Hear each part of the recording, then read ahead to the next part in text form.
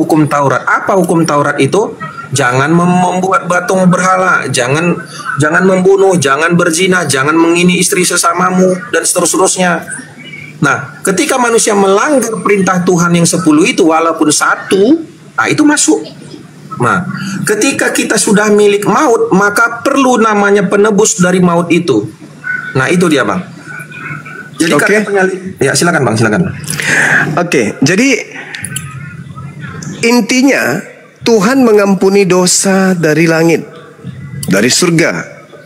Ketika orang kemudian berbalik dari kejahatannya, maka kemudian Tuhan mengampuni. Sekarang Tuhan turun ke bumi untuk nebus dosa manusia. Pertanyaannya, apakah Bani Israel yang dimaksud oleh anak Tuhan di sana itu percaya kepada Yesus? Tidak juga, ya sama doang. Sia-sia, percuma. Nah, sekarang kalau Anda pun Kristen percaya, sekarang mari kita uraikan data yang Anda jadikan sebagai sandaran. Yohanes 3 nomor 16. Karena begitu besar kasih Allah akan dunia ini, sehingga ia menganugerahkan kemudian anaknya yang tunggal, supaya setiap orang yang percaya kepadanya tidak binasa, melainkan peroleh hidup yang kekal. Percaya kepada Yesus loh.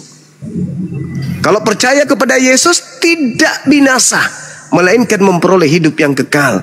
Pertanyaan saya, ketika Yesus berkata, apabila ada orang berkata ada Yesus di padang gurun, ada Yesus di dalam bilik rahasia, jangan kamu percaya.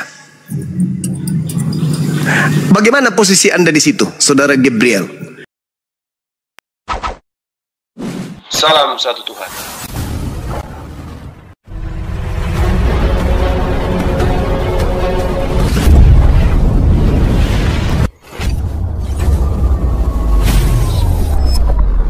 Pengantar ini singkat, para sahabat. Dukung semua ya sahabat-sahabat kita, channel Densa News Muslim.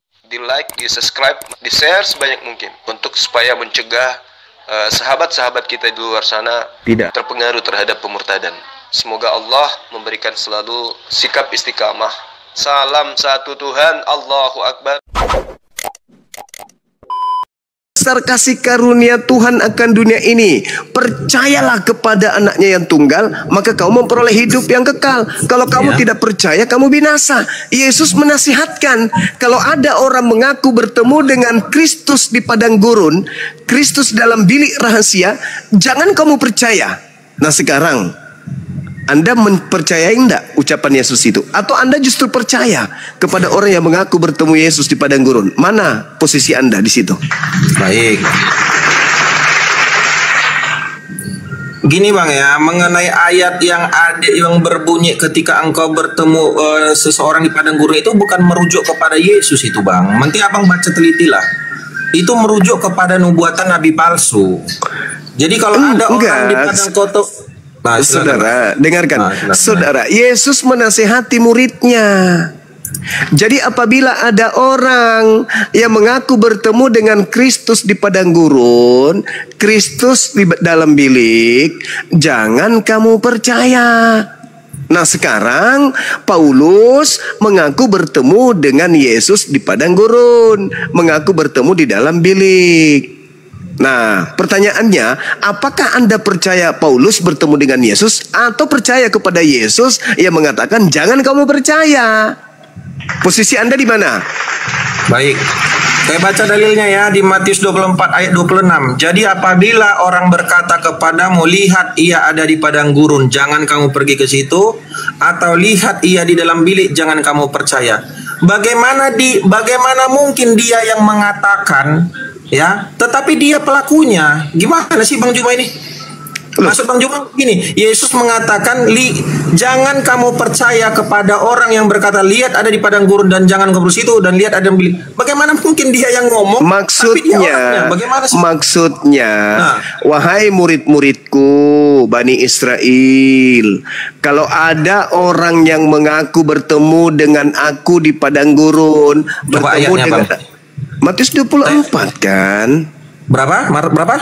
Matius 24 Ayat nomor 23 sampai 26. Kan jelas tadi Anda baca.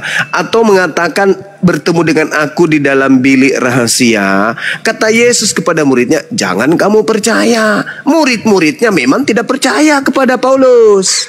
Nah sekarang Anda bagaimana? Anda percaya kan kepada Paulus? Berarti Anda tidak percaya kepada Yesus. Saya baca dulu ayatnya Bang ya. Boleh Bang? Silakan. Oke. Dalam Matius 24:23 supaya 24 seperti ini bunyinya. Pada waktu itu jika orang berkata kepadamu, lihat Mesias ada di sini atau Mesias ada di sana, jangan kamu percaya, sebab Mesias palsu dan nabi-nabi palsu akan muncul. Kan itu yang saya bilang tadi Bang. Masuk di situ adalah Mesias palsu dan nabi palsu. Dan jelas saya mengatakan sama abang tadi, bagaimana mungkin di ayat yang satu lagi yang katakan jangan kamu percaya kepada seorang yang di padang gurun itu, sementara Yesus sendiri yang mengatakan gitu loh. Bagaimana mungkin dia mengatakan dia orangnya? Kan nggak mungkin. Bagaimana daya tangkap Anda ini rendah kali. Daya tangkapnya. Coba abang baca di Matius 24. Yesusnya mengatakan kepada muridnya, kalau ada orang yang mengaku bertemu dengan Kristus di padang gurun, bertemu dengan Yesus Kristus di dalam bilik, kata Yesus, jangan kau percaya kepada orang itu. Dia itu bukan bertemu dengan aku, dia bertemu dengan Mesias palsu. Sebab, coba Anda baca nomor 24-nya. Sebab Mesias palsu dan nabi-nabi palsu akan datang dan akan melakukan banyak mujizat sekiranya mungkin menyesatkan orang pilihan juga. Yang ngomong itu siapa? Yesus ngomong kepada muridnya. Oke, dia ngomong kepada muridnya tentang supaya Mesias palsu dan nabi palsu. Tetapi supaya dia juga orangnya. Bukan, beda dong. Dia ngomong. Kalau Anda tertawa lagi dengan kebodohan Anda sendiri, saya minta Anda turun. Ya, silakan abang lah. Silakan. Yesus mengatakan ada Yesus palsu, betul nggak? Enggak Mesias palsu dan nabi palsu. Nah, bukan Yesus palsu. Nabi palsunya datang kepada Kristus, palsunya datang kepada si nabi palsu. Nabi palsunya ini datang ke murid Yesus. Aku bertemu dengan Kristus loh. Kata Yesus, jangan kau percaya kalau ada orang datang kepadamu mengaku bertemu dengan Kristus. Sebab banyak Kristus palsu, banyak juga nabi palsu. Sehingga murid-muridnya ketika datang Paulus mengatakan, aku bertemu dengan Yesus Kristus di padang gurun loh. Apa nasihat Yesus kepada muridnya? Jangan kamu percaya. Makanya Yahudi sampai hari ini tidak percaya Paulus. Sedangkan Anda sendiri ketika Paulus mengatakan aku bertemu dengan Yesus ketika aku menuju ke Damsik, Anda percaya enggak? Anda percaya. Berarti Anda tidak percaya kepada Yohanes 3 nomor 16. Kata Tuhan, setiap orang yang percaya kepada Yesus tidak binasa. Nah, Yesusnya mengatakan kalau ada orang mengaku bertemu dengan Mesias di padang gurun, jangan kau percaya. Paulus kemudian datang. Teman-teman seluruhnya dengarkan. Apa Paulus? Aku bertemu dengan Mesias di padang gurun ketika aku ke Damsik. Murid-muridnya ingat nasihat gurunya. Kalau ada orang mengaku bertemu dengan Mesias, jangan kau percaya. Maka muridnya tidak percaya ke Paulus. Sedangkan ente justru percaya. Berarti ente nggak percaya kepada Yesus. Maka Anda binasa kekal. Paham sampai sini? Belum? Udah, biar saya ngomong. Ya, silakan. Oke, baik, terima kasih.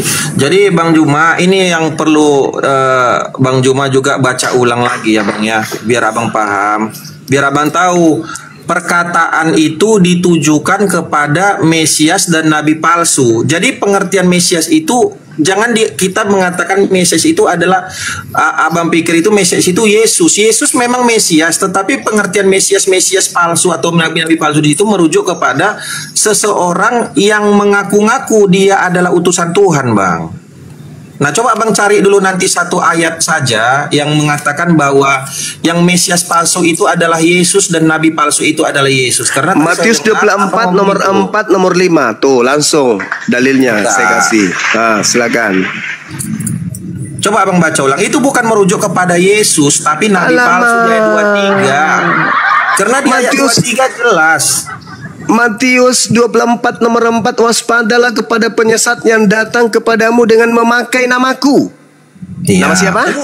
Berarti Ya, penyesatnya, Yesus. berarti Mesias palsunya mengaku siapa?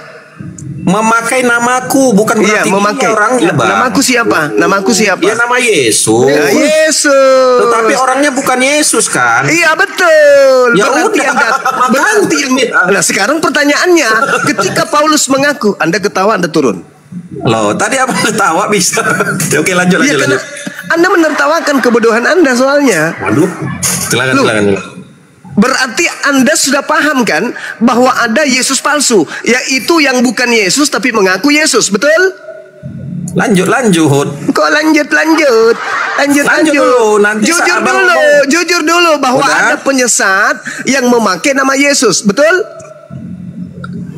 Apakah itu Yesus? Bukan Tidak. Yesus, bukan Yesus.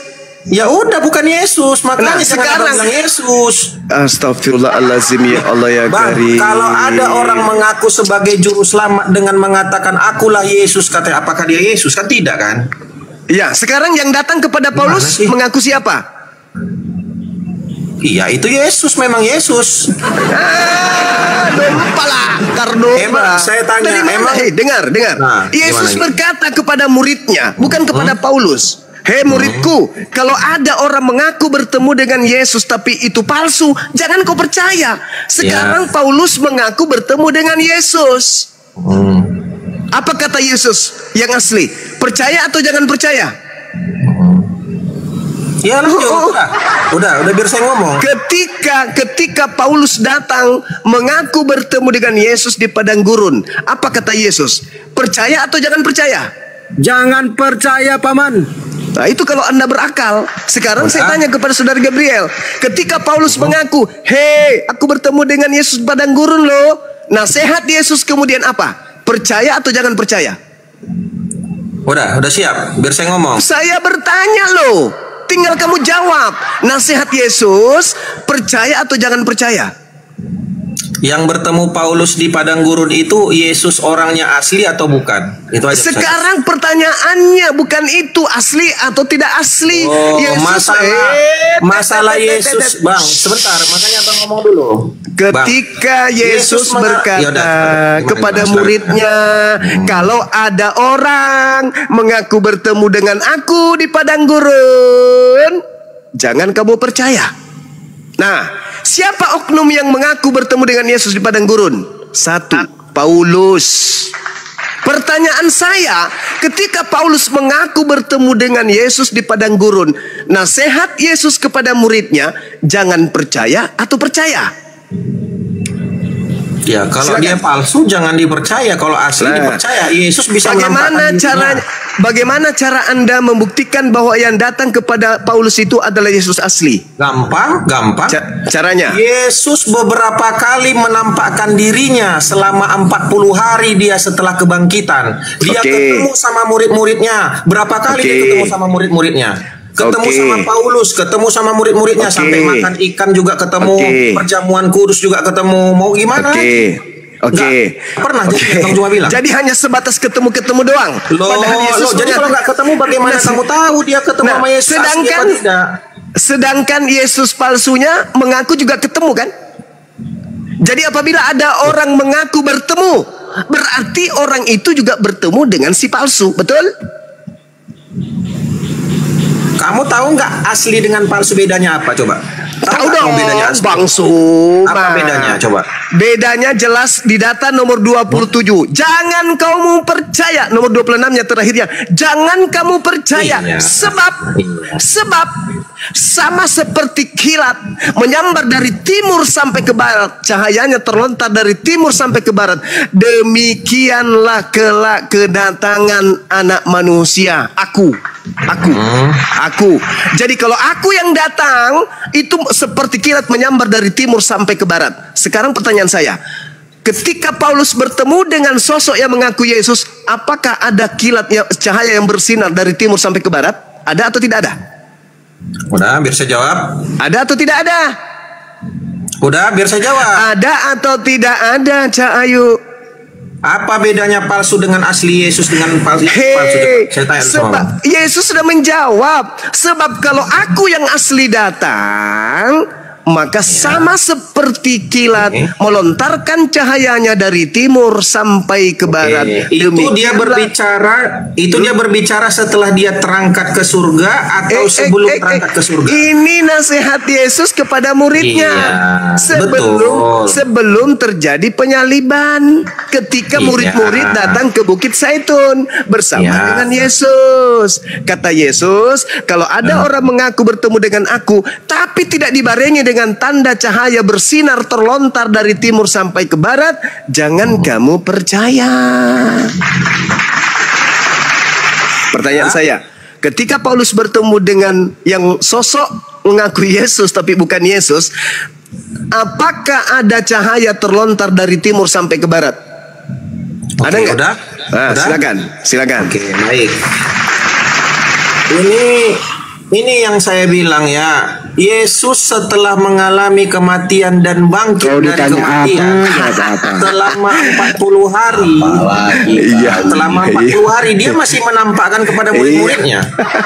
Nah, gini bang, dengar bang ya. Kepada murid, dengar. Itu baru bisa tertawa. Itu dia setelah terangkat ke langit, kalian yang botol bilangin orang gitu. Aduh, kok nggak ada hubungannya ke langit.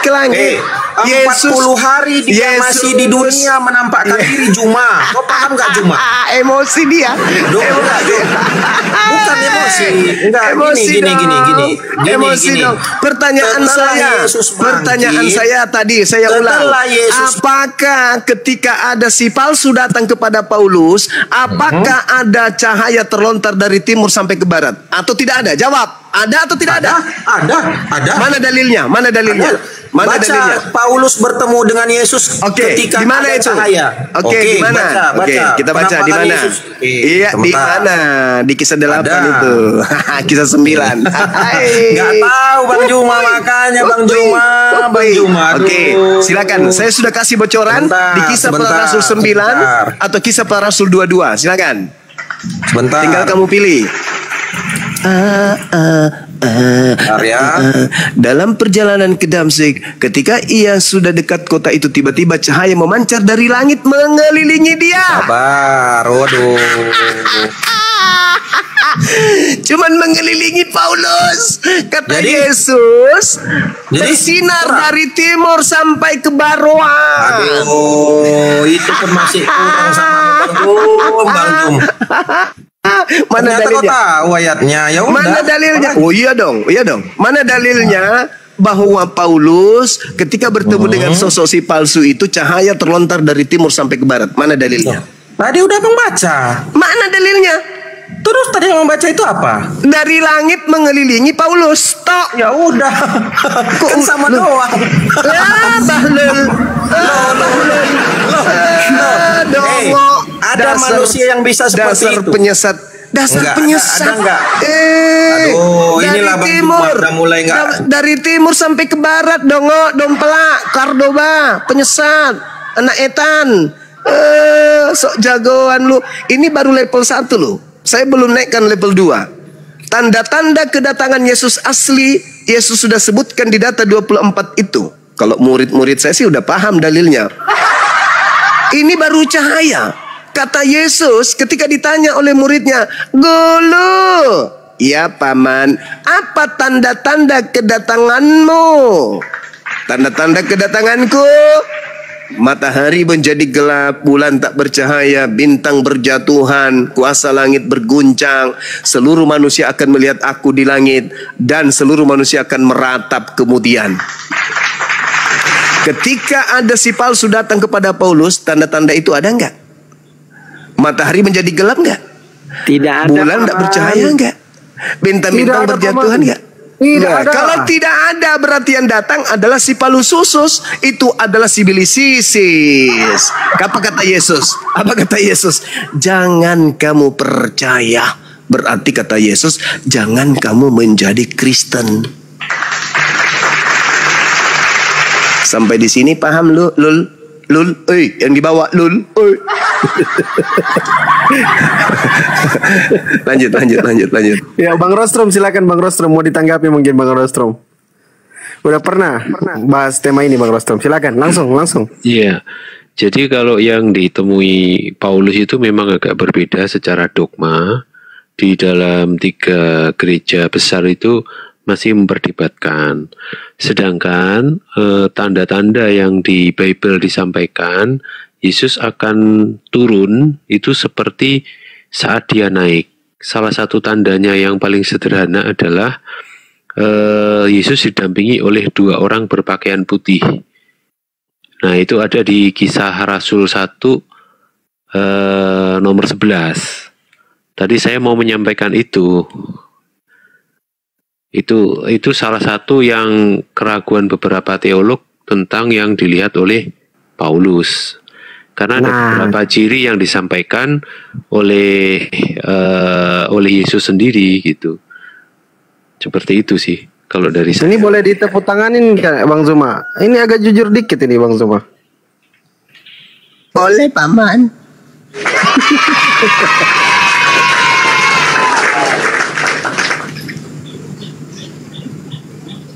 Berarti tidak ada dibarengi dengan 2 orang berjubah putih.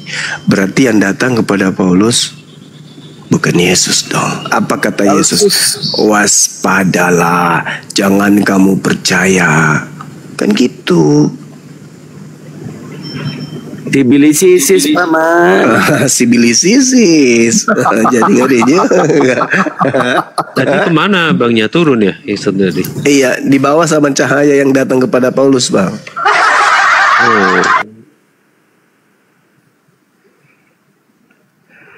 Mana Mas Saha? Ini ada Mas Saha ini. Mau tanggapi Mas Saha? Silakan. Langsung Mas Saha. Langsung tanggapi. Oh, langsung ya? Yoi. Ya. Aku mau kembali ke peristiwa Idul Adha dulu Bang Zuma. Apa? Jangan pindah-pindah. Pala Cordoba. Lagi apa ini bahas? Mungkin ya. Percaya nggak Paulus ketemu Yesus? Masa coba. Iya. Waktu peristiwa Idul Adha itu kan katanya Abraham itu kan diuji.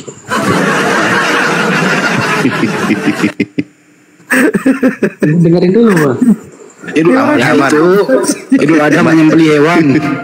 Idul Adha menyembelih hewan, gak menyembelih manusia. Itu perbedaannya. Udah Bang Ali. Nah, Abraham kan diuji. Nah, aku mau tanya itu ujiannya. Iya, disunat. Yesus juga disunat. Ya. Udah. Abraham itu ujiannya lulus atau enggak Bang? Disunat udah. Apa? Disunat. Nih Bang Andi, coba Bang Rostrom tadi apa yang disampaikan Bang Rostrom? Bang Rostrom ini ada Bang Gabriel. Mau sampaikan sesuatu. Ini Kristen juga Bang Rostrom. Silakan Bang Rostrom. Ya, yang tentang apa? Itu yang datangnya Yesus itu loh. Silakan Bang Rostrom. Ajarin kawannya ini biar pintar. Ayo. Kunci sederhananya adalah yang Yesus berbicara sendiri sebelum dia naik ke surga. Itu kan ada di Kisah Para Rasul 1 nomor 11. Nomor 10-11. Ketika mereka datang menatap ke langit, waktu ia naik itu tiba-tiba berdirilah 2 orang yang berpakaian putih dekat mereka dan berkata kepada mereka, "Hai orang-orang Galilea, mengapakah kamu berdiri melihat ke langit? Yesus ini yang terangkat ke surga meninggalkanmu akan datang kembali dengan cara yang sama seperti kamu melihat dia naik ke surga." Jadi itu salah satu poin bahwa kalau Yesus turun itu jasadnya ikut. Tanda itu harus ikut. Jasadnya ikut gitu juga. Iya. Betul ya? Gitu.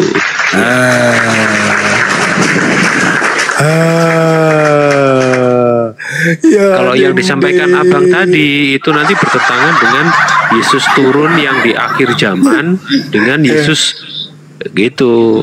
Nanti akan berbenturan nanti. Oke, baik, boleh saya tanggapi?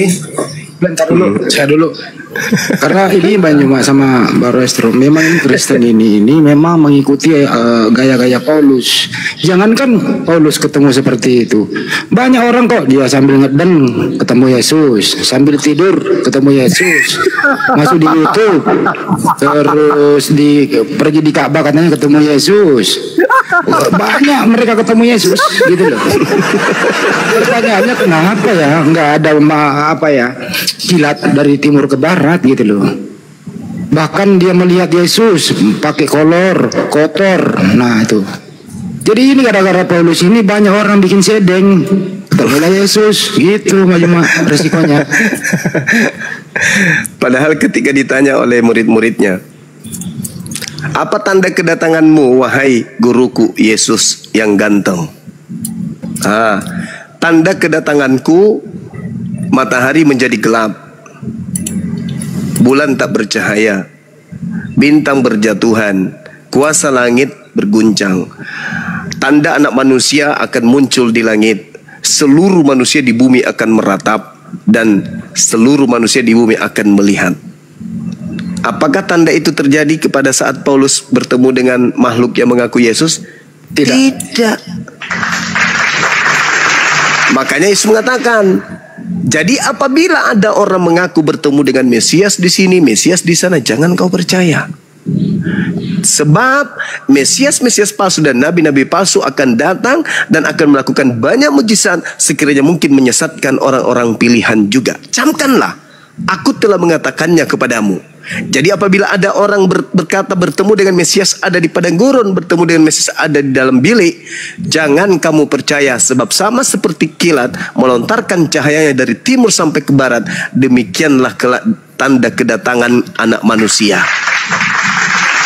Andai saja yang asli datang kepada Paulus, maka kiamat sudah terjadi 2000 tahun yang lalu.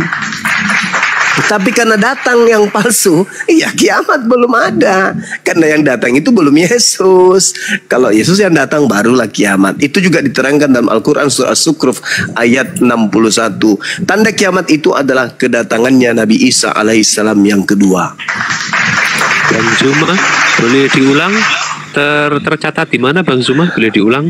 Al-Quran surah As-Zukhruf ayat 61.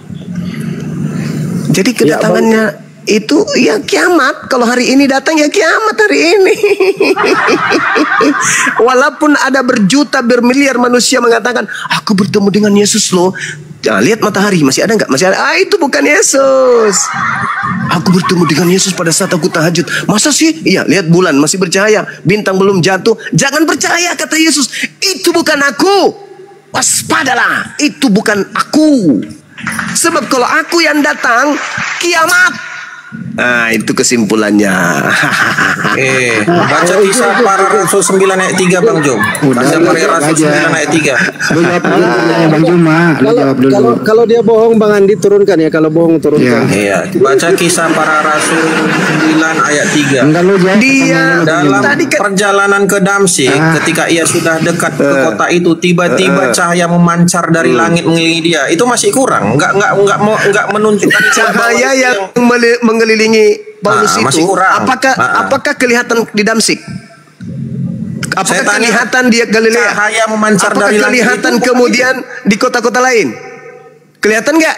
Sedangkan Yesus mengatakan terlontar cahayanya dari timur sampai ke barat, seibarat matahari terbit, semua dunia terkena cahayanya. Sedangkan yang Paulus ceritakan di dalam Kejadian 9 nomor 3 itu sama seperti cerita Yesus dalam Lukas 10 nomor 18. Aku melihat iblis jatuh dari langit seperti cahaya. Dari langit turun ke bumi seperti cahaya. Itulah sibilis yang datang kepada Paulus. Boleh saya gantian bertanya? Silakan. Nggak boleh percuma. Baik, di dalam buku-buku sejarah Islam yang saya temukan. Nggak boleh lu bertanya. Gue larang. Percuma lu bertanya. Lu nggak punya kuping kok. Takut Bang Andi, takut ya. Nggak boleh. Takut ya. Nggak boleh. Nggak boleh. Gue nggak persilakan lu bertanya. Percuma. Dijawab juga kamu nggak. Untuk kupingmu budak. Ditanya apa jadi apa? Aduh, parah. Hebat Bang Rostrum ini. Kan jelas di situ matahari, ya, dari timur ke barat. Ini hanya untuk Paulus, berarti beda. Coy, ini aja nggak bisa bedain yang mana cabai, yang mana oli. Gimana sih lu? Mau bertanya pula lagi? Oke, ada tamu. Kang Dito disapa dulu, bantu Kang Dito. Ya, baik. Sorry. Suryati, selamat malam. Suryati dibuka mute-nya. Boru Sembiring. Suryati Boru Sembiring dibuka mute-nya. 1, 2, 3. Kayaknya Sumiati kayaknya. Suryati. Tapi kalau saya itu tadi Bang Juma, saya ikuti dia dulu sementara, nanti saya jatuhkan di ujung.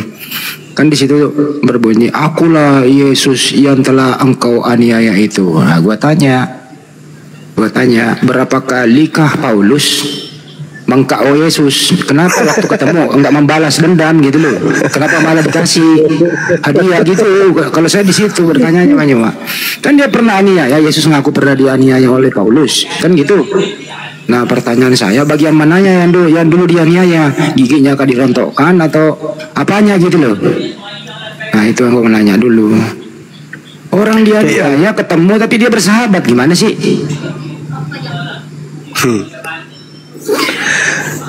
Ya, lanjut. Saya sampai dulu. Iya bang. Ya, silakan. Paul, Kristen bang Paul. Kristen bang. Ferdi ini Kristen atau Muslim bang Ferdi? Bang Ferdi. Oke, silakan. Ada 3 Kristen ya dengan Bang Rostrom. Lanjut. Bentar, Bang Paul Xavier Kristen. Iya bang, Kristen bang. 3 Kristen. Oke, go ahead, lanjut. Abang kata tentang Paul bang. Tentang Paulus. Iya.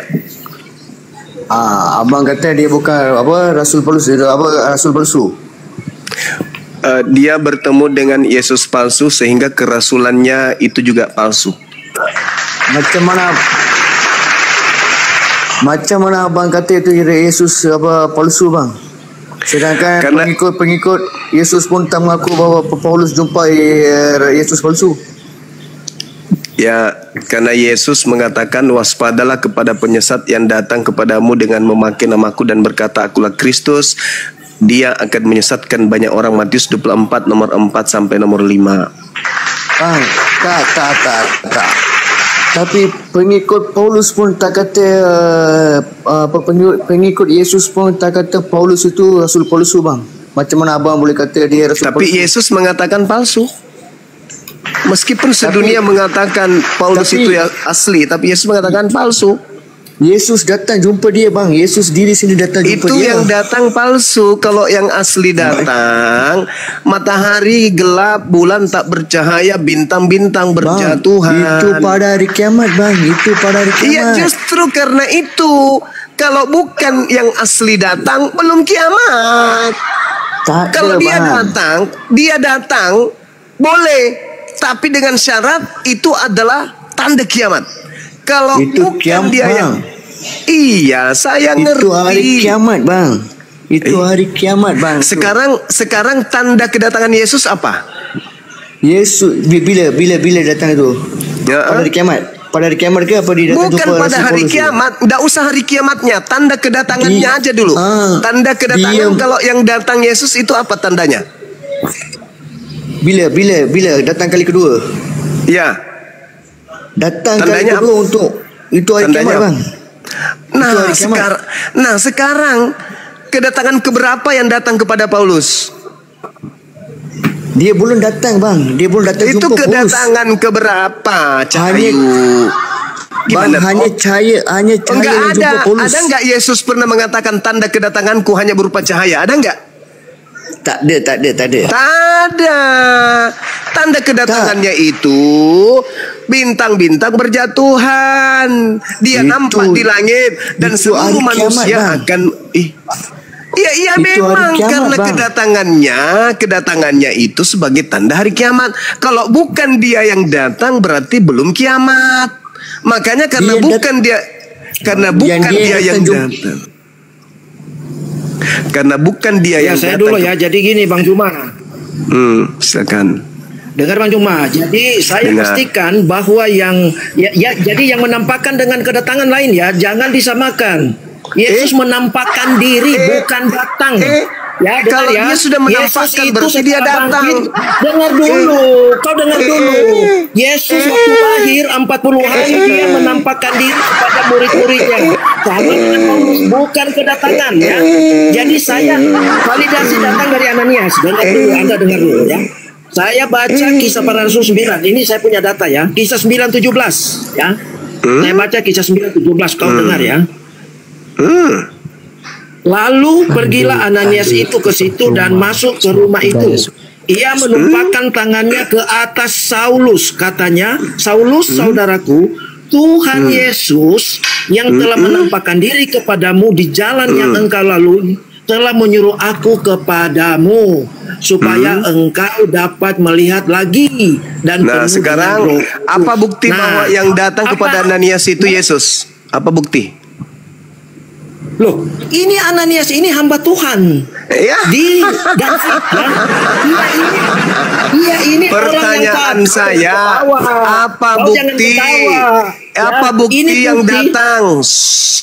Kata Yesus, kalau aku yang datang, kau itu tidak bisa bedakan datang dengan menampakkan. Kau harus bedakan. Di mana Yesus mengatakan tanda-tanda kedatanganku adalah nampak seperti cahaya? Di mana itu?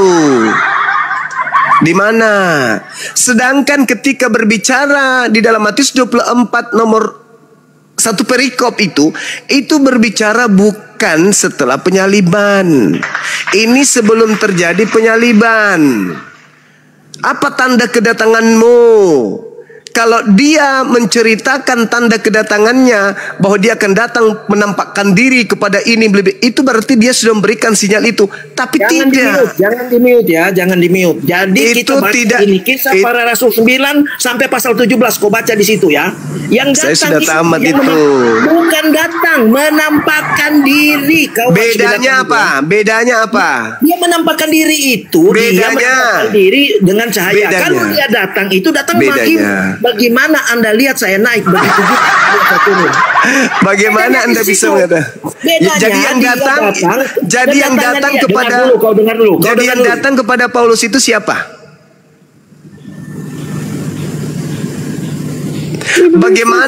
Bagaimana Paulus bisa melihat itu adalah Yesus kalau bukan Yesus yang datang?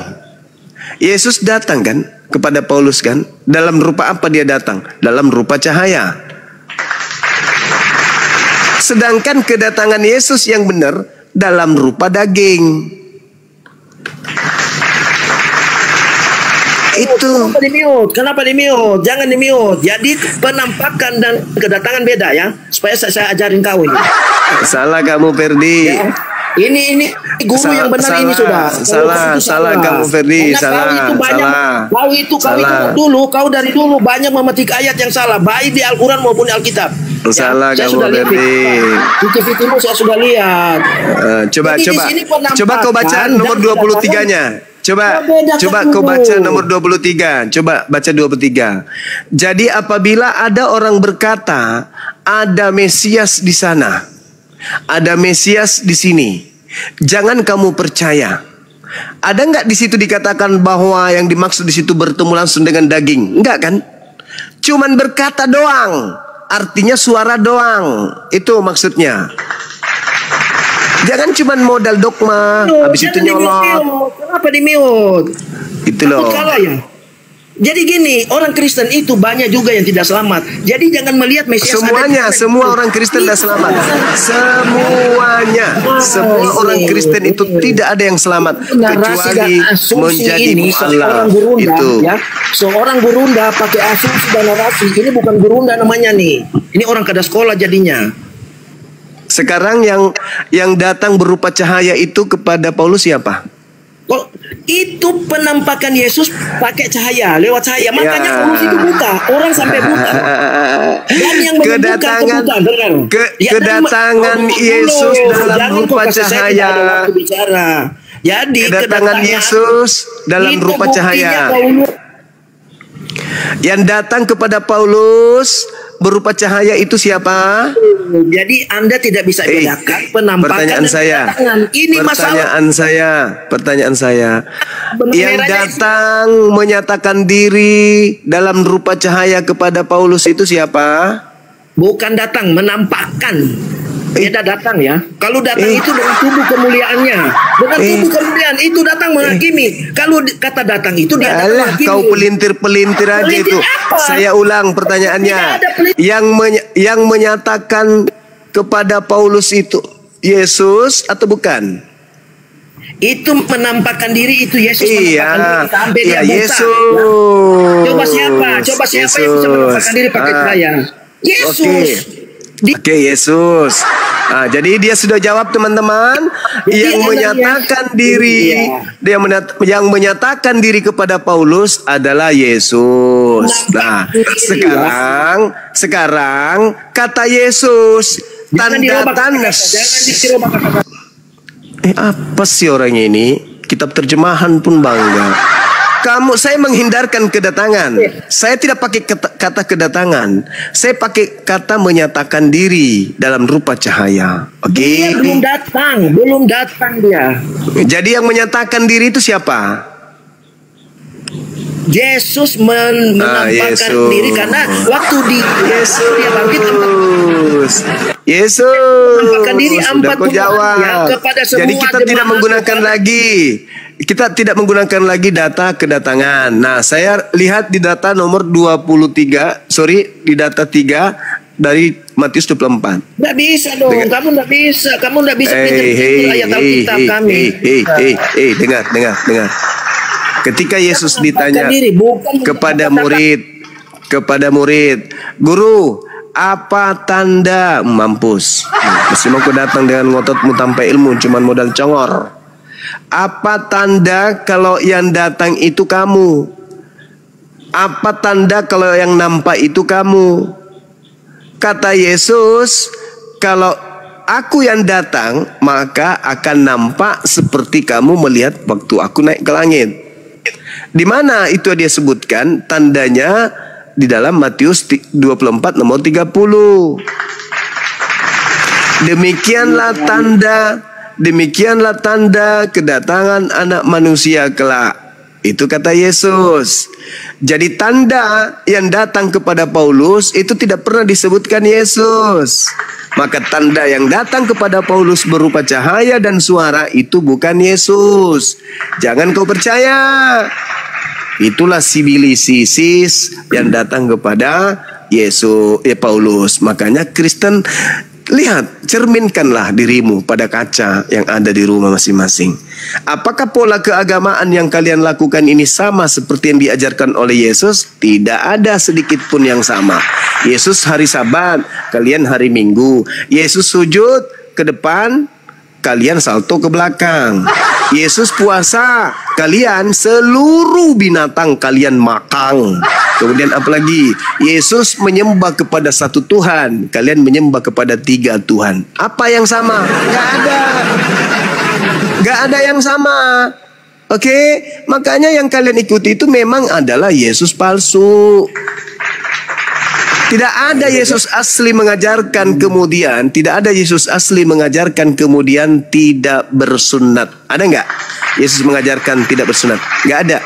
Tidak ada Yesus asli mengajarkan ibadah minggu. Ada nggak Yesus mengajarkan ibadah minggu? Tidak ada Yesus asli mengajarkan kemudian untuk menghapus hukum Taurat. Nggak ada. Tidak ada Yesus mengajarkan yang asli untuk menjadikan Paulus ini rasul. Nggak ada.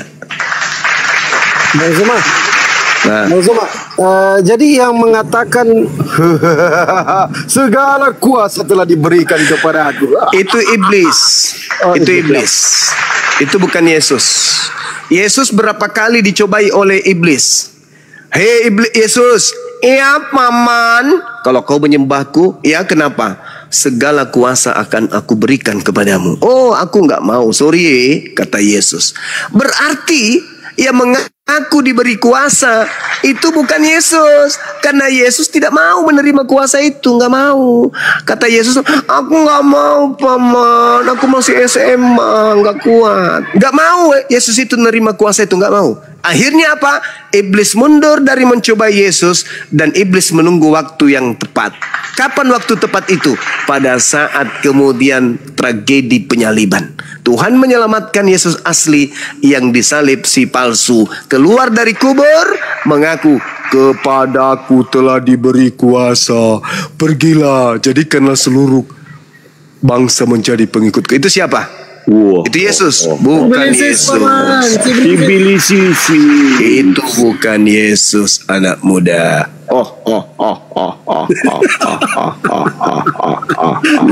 Ya, silakan Pak Riban. Saya bicara, Paman. Silakan Paman. Boleh. Ini judulnya Tim Yesus versus Tim Paul. Ya, Masuknya ini di mana ya, Paman? Aku baru masuk. kami ini timnya Yesus. Ya, kami tim Yesus, Anda tim Paulus. Tim Yesus sama tim Paulus. Ya, kami timnya Yesus. Oke. Ya. Berarti yang Islam timnya Yesus ya. Iya. Jadi gini, Paman. Menurut yang kita ketahui lah dulu. Iya. Kristen itu kan mengakui bahwasannya Yesus itu Tuhannya. Iya. Nah, kenapa malah kalian itu jadi di tim Yesus? Lah iya dong. Karena Yesus mengajarkan hidup kekal itu adalah percaya kalau aku utusan Tuhan. Nah, kami percaya dia utusan Tuhan. Sementara kalian percaya dia adalah Tuhan. Siapa yang memberikan hidup kekal kalau percaya Yesus Tuhan? Siapa? Nggak ada. Sibilisisis. Sedangkan Yesus mengatakan hidup kekal itu adalah mengenal Yesus Kristus yang Bapa utus. Berarti kesimpulannya, Paman, salah kalian bilang itu kalau orang Kristen itu timnya Paulus. Tujuannya nggak ada gitu. Tujuannya ke neraka. Itu udah pasti tuh. Tujuannya ke neraka. Yes. Tapi kalau Islam itu tujuannya ke surga, hidup kekal dong. Gimana sih Paman ini? Coba dulu kasih sama kita yang Kristen ini jaminannya sama buktinya Islam itu masuk surga apa? Al-Quran, surah Al-Mu'minun ayat 1 sampai ayat 11. Bacakan, Paman. Oke. Apa sih yang membuat orang Kristen itu orang Islam itu masuk surga? Karena percaya Yesus itu manusia suci yang tidak terkutuk di atas tiang salib dan percaya Yesus itu utusan Tuhan yang mulia. Yohanes 17 nomor 3. Gitu dong. Oke, Paman. Paman. Kalau orang Islam menyatukan bahwasanya Islam itu masuk surga karena Yesus, apa bedanya sama Kristen, Paman? Kristen tidak bisa masuk surga. Haram hukumnya. Sementara gini, Paman. Haram. Sementara gini, Paman. Kalaupun yang kalian bilang itu Yesus orang Kristen itu adalah palsu, sementara yang kita dengar orang Kristen itu adalah akulah jalan kebenaran. Bukan Yesus bilang. Nah, sekarang kalau Yesus itu jalan kebenaran, jalan yang ditunjukkan oleh Yesus, dirinya itu utusan Tuhan atau dia adalah Tuhan itu sendiri? Itu kita kesampingkan, Paman. Ya, masalahnya yang dibilang dengar, Paman. Gimana? Masalah yang dibilang Yesus itu akulah jalan kebenaran. Tanpa melalui dia, kita yang Kristen ini bukan masuk surga contohnya. Berarti nggak boleh tidak boleh mengikuti jalan yang lain, harus melalui jalan Yesus kan? Oke, makanya aku bilang Yesus yang dibilangnya kayak gitu sama orang Kristen. Kalau itu yang membuat kalian orang Islam masuk surga, apa bedanya sama orang Kristen, Paman? Karena orang Kristen tidak melalui jalan yang Yesus tunjukkan. Oke, ginilah, Paman. Tadi kan gini, Paman. Aku kan bilang samamu, coba dah kasih bukti atau kasih dalil yang menurutmu paling oke lah gitu kan. Bahwasanya orang Islam itu masuk surga, orang Kristen itu masuk neraka. Kalau itu yang kamu bilang, Paman, nggak beda jauh, Paman. Kami juga dibilang Yesus yang melalui dia kita masuk surga, Paman. Tidak bisa, saudara. Kalau pola di Kristen itu mulut doang yang mengatakan mengikuti jalan Yesus, tapi pada prakteknya kalian mengikuti jalan paganisme. Coba, di mana Yesus sabar? Di mana Yesus mengajarkan kemudian ke gereja ibadah minggu? Ada? Nggak ada paman, nggak ada. Ayo. Oke, nggak ada paman. Nggak ada. Udah kan, udah ketahuan kan? Satu. Di mana Yesus kemudian mengajarkan untuk menyembah dirinya? Ada? Ada? Mari menjawab. Enggak ada. Tidak ada paman. Di mana Yesus mengajarkan kemudian untuk jangan bersunat? Ada? Ada? Jawab Pariman. Pariman jawab. Enggak ada. Di mana Yesus mengajarkan untuk makan babi? Ada? Lanjut paman. Di mana Yesus kemudian mengajarkan mengutuk hukum Taurat? Ada? Lanjut paman. Lanjut paman. Di mana Yesus mengajarkan untuk menjadi Kristen? Ada? Nggak ada. Ada? Nggak ada. Jadi mulut doang yang Selamat malam Jumat. Selamat malam Jumat. Iya malam. Mulut aja yang mengaku, tapi pada prakteknya kalian itu pagan. Gitu loh. Gini paman. Saya ngomong sebentar ya Jumat. Bang Indo, sabar bang. Bang Indo, kasih kesempatan teman Kristen yang lain ya bang. Gini paman. Tadi pertanyaan aku itu loh paman. Pertanyaan aku nih Kristen. Iya. Dalilnya aku butuh dalil bahwasannya orang Kristen itu ke neraka. Oke. Jawabannya adalah karena kami itu bilang Yesus itu palsu. Oke. Iya. Jadi dalilnya kalau Islam itu masuk surga di mana sih? Jangan bilang dong karena kami percaya sama Yesus. Lah, itu bukan dalil yang tepat. Hidup kekal itu adalah mereka mengenal Engkau satu-satunya Tuhan yang benar dan mengenal Aku yang Engkau utus, mengenal Yesus sebagai utusan pencipta langit dan bumi. Kurang apa lagi? Bukannya Muhammad yang utusan Islam. Oh, kalau itu beda lagi. Ini skala Yesus dulu. Kalau di Al-Quran jelas, qad aflahal mu'minun. Nanti sakit hati ente kalau mendengarkan ayat-ayat suci Quran. Beruntunglah orang-orang yang mukmin, yaitu yang sujud di dalam beribadah kepada pencipta langit dan bumi. Mereka itulah kemudian orang-orang yang mewarisi surga Firdaus. Alladzina yarithunal firdaus hum fiha khalidun. Mereka kekal di dalamnya.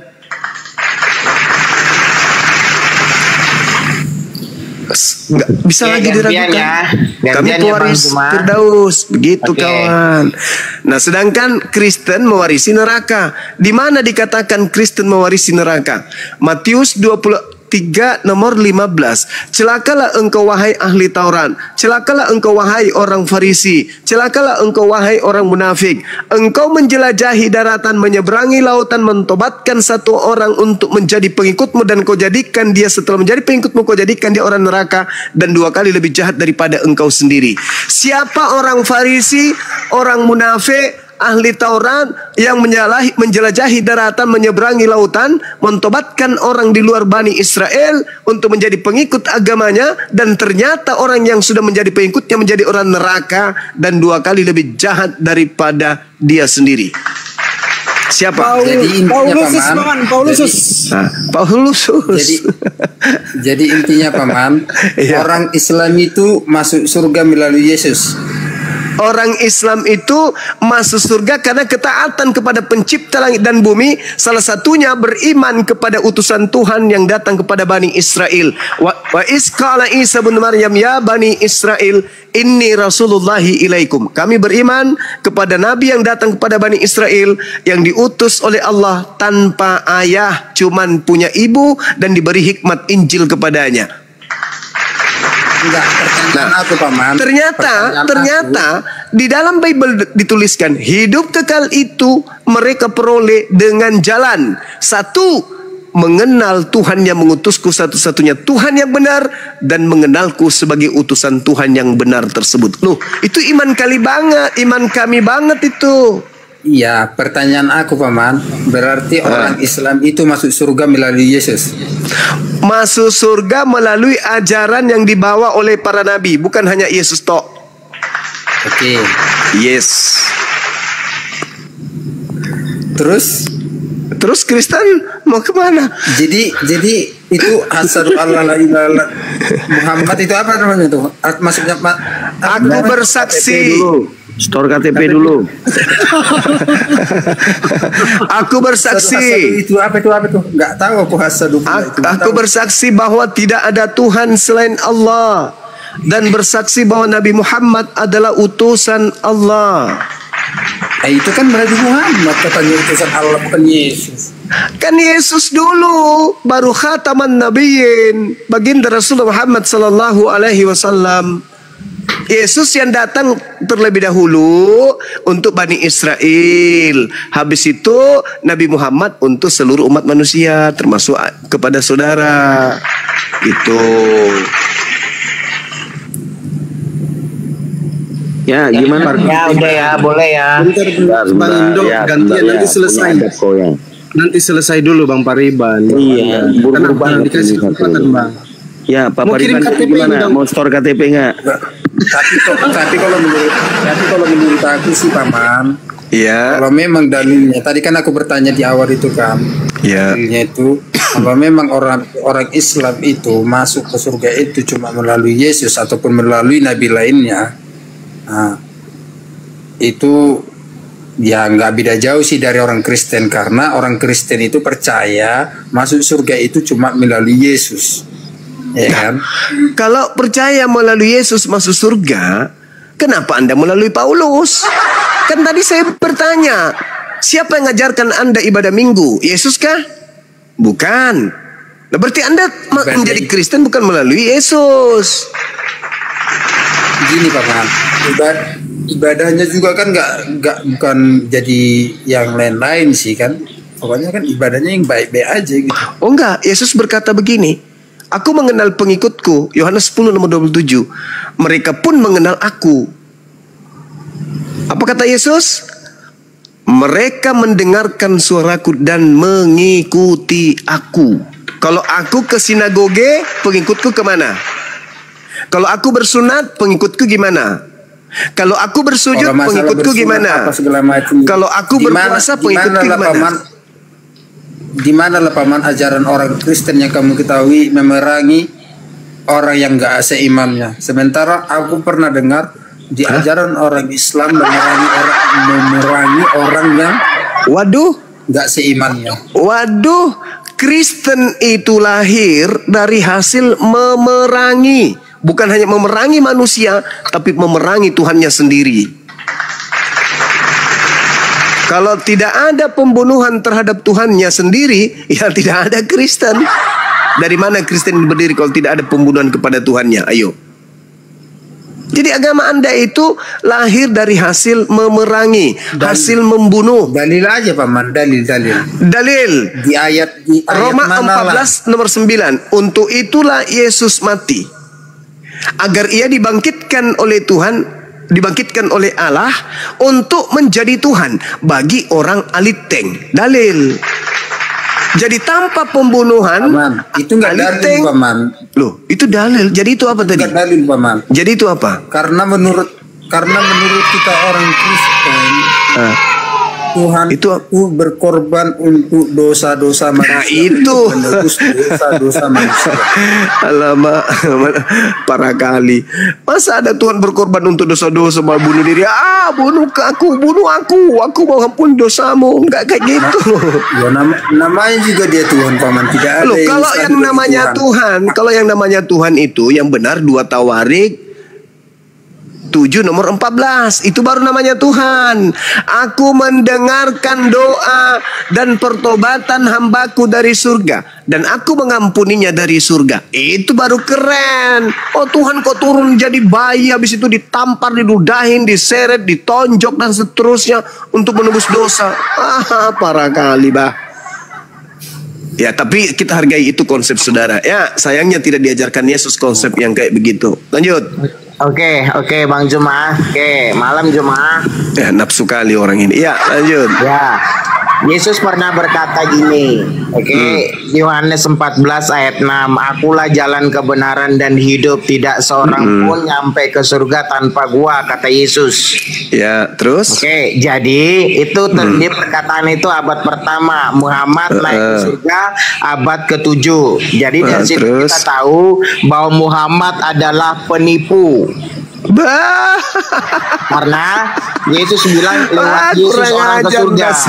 Sementara ngapain kau lari ke nabiku? Dirimu dulu. Dirimu dulu. Apa tipuannya? Coba. Tipuannya apa? Jangan di-mute. Jangan tantrum. Tipuannya apa coba? Ya, dengerin. Jadi saya tadi kutip perkataan Yesus dalam Yohanes 14 ayat 6. Tidak seorang pun yang sampai kepada Bapa di surga. Artinya Muhammad itu orang. Yesus bilang tidak seorang pun nyampe ke surga tanpa lewat aku, kata Yesus. Sementara itu ucapan Muhammad itu ucapan Yesus untuk siapa? Untuk siapa ucapan itu? Perkataan Yesus itu berlaku untuk semua yang merasa. Nenekmu kiper, kaulah yang penyesat. Turun kau, turun sebelum keluar mulutmu. Turun jin. Kau yang penipu. Itu ucapan Yesus untuk Bani Israel saja, kampret. Ya, begitulah kalau kau lahir dari anusnya ibumu. Ibumu kiranya mau melahirkan, kamu ibumu ngedan, keluarnya lewat belakang. Gitulah jadinya. Kau kayak gitu. Itu Yesus sedang menerangkan dirinya kepada Bani Israel, bukan kepada seluruh manusia. Kucluk.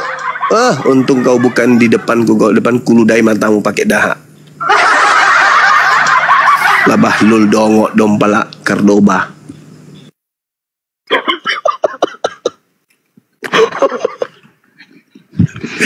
Domba. Ya, disapa Kang Dito, ada 2 yang baru naik nih. Ya, Theo, selamat malam Theo. Malam Theo. Halo. Ya, halo Loha. Kristen, Muslim? Kristen. Ya, tim Paulus ya, silakan. Domba.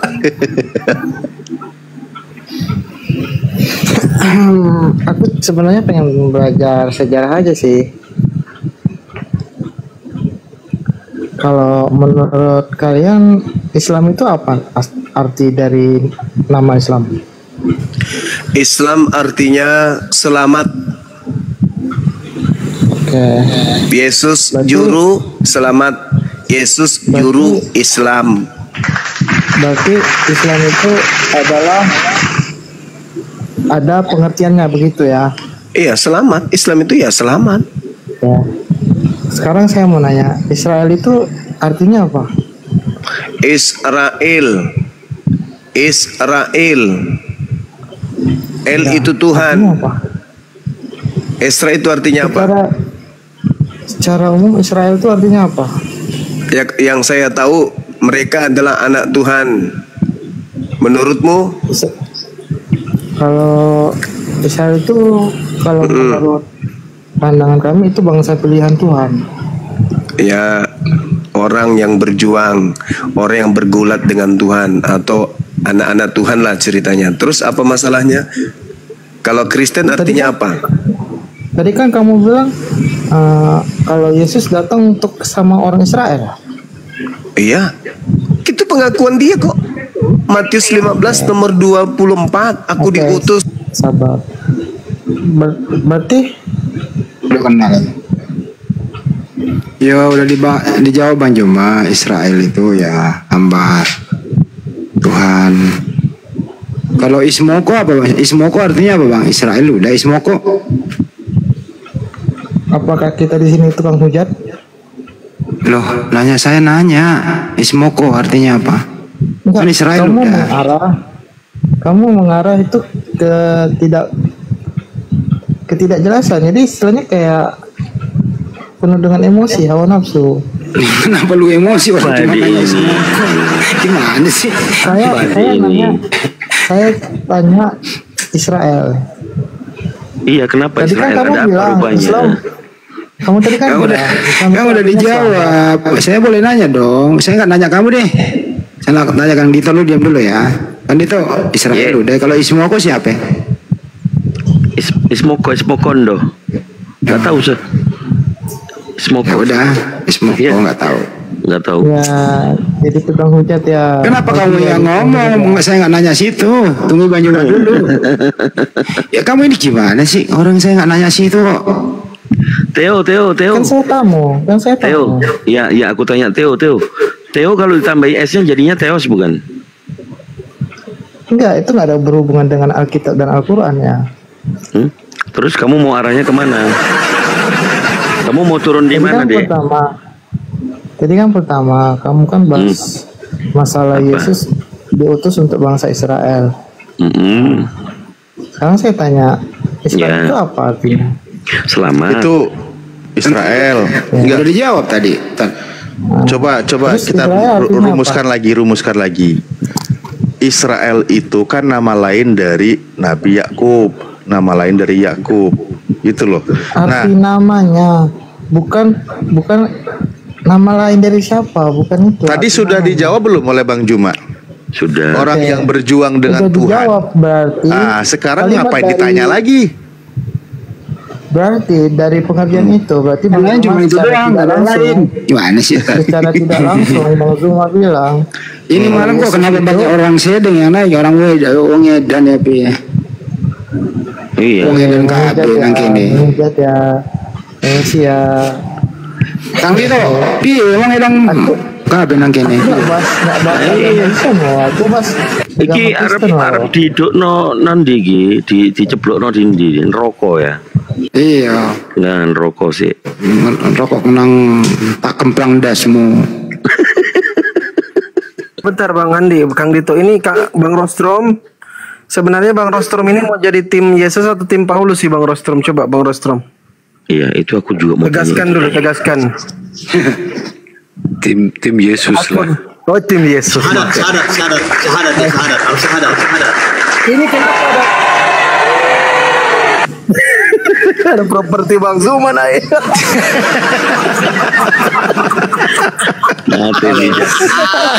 Hancur. Akun semua habis. Setengah mati jadi akun dapat satu. Akun perusahaan ini loh. Tak apalah, pinjam 2 jam 3 jam apa nanti kita bayar. Allahu Akbar. Habis. Bang Zuma ini Bang Rostrom bilang mau jadi timnya Yesus Bang Zuma. Kayak mana ini? Wah, mantap sekali. Store KTP. KTP-nya Bang Rostrom. KTP. Langsung DM KTP. Allahu Akbar. Mas Pandi, kalau nanti ada waktu itu video aku kirim, dibuka dulu biar kita ada hiburan sejenak lah. Ya, siap. Jangan videonya Pak Bom yang tadi subuh ya. Pokoknya surprise deh itu video kirim, surprise, bener lah. Allahu Akbar. Ya hampir sama dah, Pak Bom sama 11-12 itu. Iya, putar dulu dong Mas Pandi. Oke, siap. Ah, ini seru ini Bang Andi. Aku belum nonton semua aja udah ketawa aku orang ini. Dompal lah. Kita lihat dompal lah ya, teman-teman ya. Nih. Si Lubis bukan? Iya, Lubis. Saya mulai ya teman-teman ya. Diperhatikan kayak landasan pesawat, kenapa? Oke, bismillah. Makin ketarik rambutnya ke belakang. Oke. Biar Anda tahu ya. Nih. Ini 3 nih. Ini ala Bapak, ini ala Anak, ini ala Roh Kudus. Enggak apa-apa, ini ada musiknya begini Bang Andi. Enggak, Ji. Ya. Tetap satu. Tapi tidak mau jadi begini. Ya, tidak mau jadi begini, nggak mau. Kalau ini Esa, dia maunya begini. Dia maunya begini. Ini ala bapak, ini ala anak, ini ala rumput. Ini pribadi lain, pribadi lain, tapi ini begini. 3113 tidak bisa dipisah-pisahkan.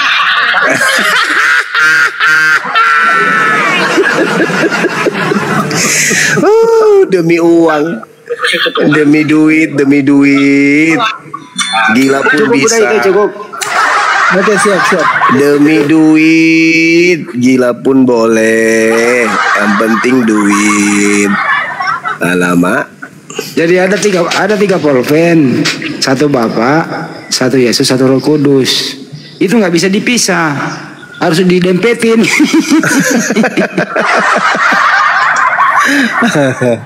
Pertanyaannya Bang Handi, pertanyaannya. Terus ballpoint yang dikantongin itu apa? Kan ada yang di kantongnya. Aduh. Ya Bang Rosrum, gimana mustor KTP? Iya, Masih belajar dulu Bang, masih belajar. Bang Rostrom keluarkan unek-unek, mungkin ada unek-unek di hatinya. Silakan Bang Rostrom. Santai aja kita Bang. Enggak, Kami kalau mengakui Bang Rostrom karena Bang Rostrom ini santun beradab. Jadi kami akan lebih beradab. Silakan Bang Rostrom. ya lebih ke ini ya, kolaborasi wawasan. Jadi kalau ada diskusi begini biasanya saya buka dua buku sambil tanya kayak tadi, tanya ada di mana Bang Zuma, itu saya coba buka cari, meskipun nggak bisa Arabnya, nyari Latinnya agak sulit juga. Ya masih begitulah tahapannya, masih mempelajari. Bang Rostrom, izin ada aku kasih satu dong. Ini Bang Zuma sering sampaikan ya teman-teman ya. Di dalam surah Al-Bayyinah ayat 6 Bang Rostrom. Itu buat jadi renungan Bang Rostrom, silakan.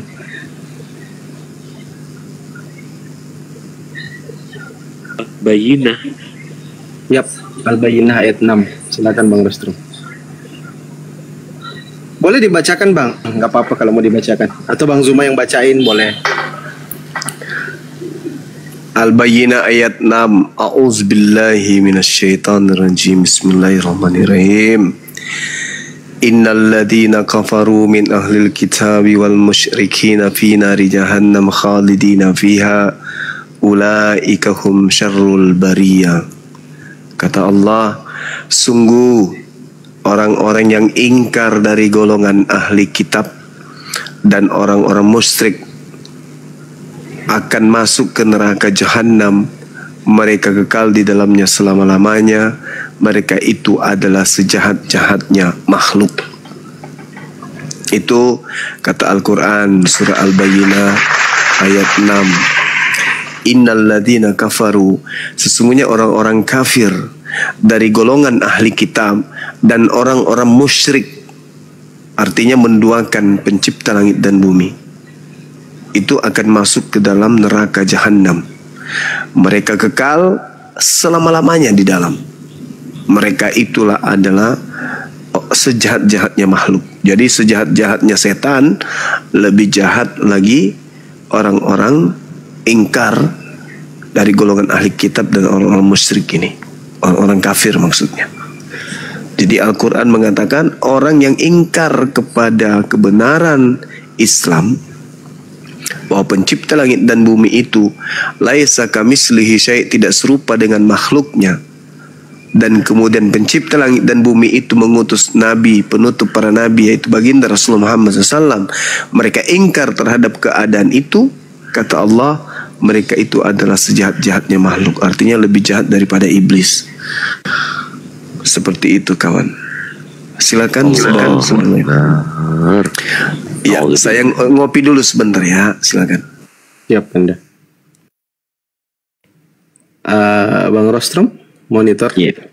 Bang Rosrum, dari pembelajaran mata kuliah barusan, kira-kira apa yang dapat dimaknakan atau diambil hikmahnya? Silakan Bang Rosrum. Cukup ini ya, cukup tegas sekali di situ ya. Ini saya membaca ada Thesaurus. Thesaurus ini maksudnya apa ya? Surah Al-Anbiya ya, bukan ya? Tadi surah Al-Anbiya. Surah ya. Apa tadi? Al-Bainah. Bukan Al-Anbiya, Al-Bainah. Al-Bainah itu 8 ayat kalau nggak salah Bang Rostron. Coba dicek. Saya kirain sudah menyimak, ternyata salah surah beliau ini. Andi mendengarkan Bang, cuman begitu membuka saya selalu lupa dari kiri ke kanan, jadi saya nyari halamannya dari kanan ke kiri makin besar. Loh, kok nggak ketemu makin besar? Surat ke-98 Bang Rostrum, biar lebih mudah. Nah, dari kanan ke kiri itu adalah ciri Semitik. Bahasa Ibrani dari kanan ke kiri, Aramaik kanan ke kiri, Arabik kanan ke kiri. Ini yang disebut dengan Semitik.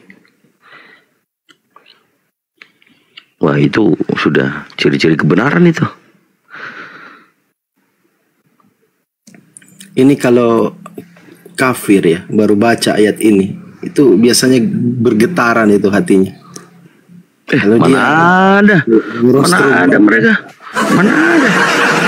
Nggak ada sih. Yang ada dikorek-korek lagi terjemahan yang kemudian bisa dilontarkan sebagai olokan. Itu yang sering terjadi. Kang Dito, kemarin sesi kemarin saya lupa berapa hari yang lalu juga dengan Bang Suma disebutkan itu sampai saya bertanya berulang-ulang. Itu sampai sekarang masih terfikir itu saya sampai sebelum tidur itu. Wah, itu tanda-tanda hidayah itu. Itu apa rupanya yang itu berapa hari yang lalu ya itu ya? Saya lupa udah. Ya, surah apa?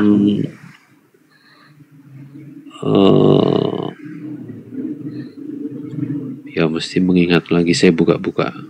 Barusan aja berapa hari yang lalu. Saya udah nggak lihat lagi, Bang Rosrum kan biasanya buka room tuh, oten-oten tuh pada musuhin semua. Pada bidat-bidatin, bener gak tuh? Ini Islam nyamar kan gitu kan? Iya betul. Nah itu tanda juga beberapa saudara-saudara Kristen yang tidak sejalan dengan kekristenan yang pada umumnya atau timnya Paulus ini ya. Itu mereka begitu. Tapi pada saat, ya silakan. Itu di surah An-Nisa ayat 117 mungkin Bang Rostrum. Yang mereka sembah selain Allah itu tidak lain hanyalah berhala, dan mereka tidak lain hanyalah menyembah setan yang durhaka. Mungkin yang itu Bang Rostrum.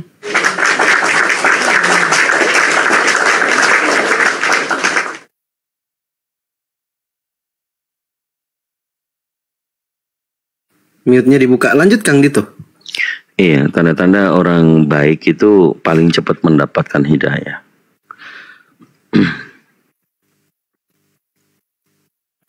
Saya ingat ayat 72, 73.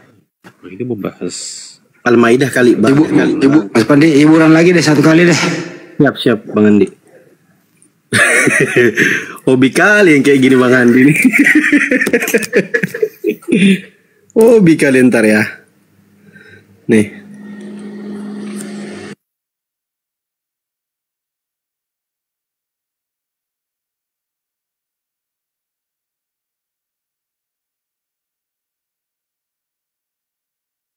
Suaranya di mute itu.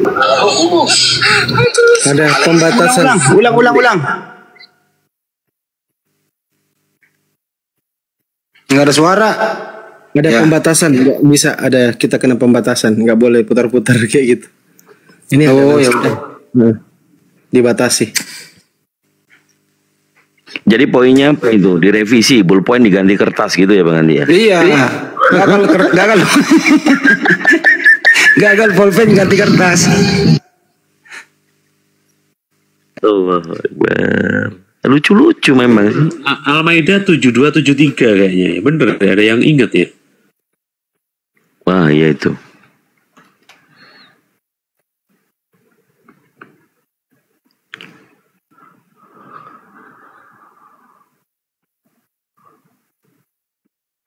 7273. Ini lagi buka manual, masih belum bisa buka, masih belum tahu caranya. Bismillahirrahmanirrahim. Laqad kafara alladhina qalu innallaha huwal masyihu ibnu Maryam. Wa qala al-masihu ya bani Israila a'budullaha rabbi wa rabbukum innahu may yusyrik billahi faqad haramallahu alaihi al-jannata wa ma'wahu unnar wa ma lidzalimina min ansar. Sungguh telah kafir orang-orang yang berkata sesungguhnya Allah itu dialah Isa, dialah Al-Masih putra Maryam. Padahal Al-Masih sendiri berkata, wahai Bani Israel, sembahlah Allah, Tuhanku dan Tuhanmu. Sesungguhnya barang siapa mempersekutukan sesuatu dengan Allah, maka sungguh Allah mengharamkan surga baginya dan tempatnya ialah neraka. Dan tidak ada seorang penolong pun bagi orang-orang zalim itu. Nah, ini saya teringatkan kisah bagaimana Rasulullah SAW sedang beristirahat di bawah pohon.